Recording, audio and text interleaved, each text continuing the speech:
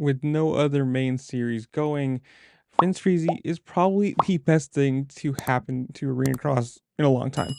Obviously, for the last few years, Kyle Peters has absolutely dominated this series, and well, you gotta give it to him. Vince Friese's probably perfectly suited for this. Doesn't care, rides crazy, cuts people off, knocks them down, and you know, it is what it is, I guess.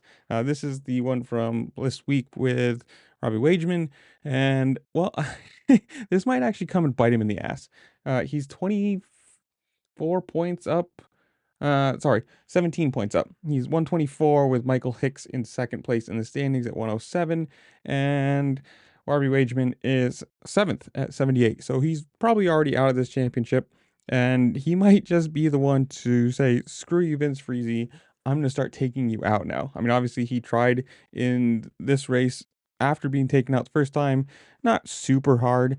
He gets hit right there. Obviously, it's the face of a jump. It's not a great place to take somebody's front wheel out. Vince Friese is Vince Friese. It's not exactly surprising. And then you have these little games right here. Not super hard.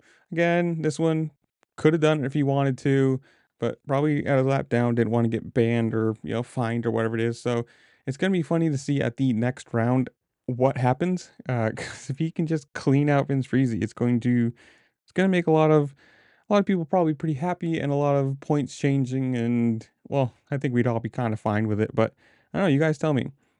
Is this making you watch Arenacross? Have you gotten into it now because of this? Have you been watching it for a while? Whatever it is, comment down below. Tell me what you think. While you're down there, make sure to like, share, subscribe, do all the fun things this platform allows you to do, because it really just helped me out and I appreciate it. And with that, I'll see you later. Peace.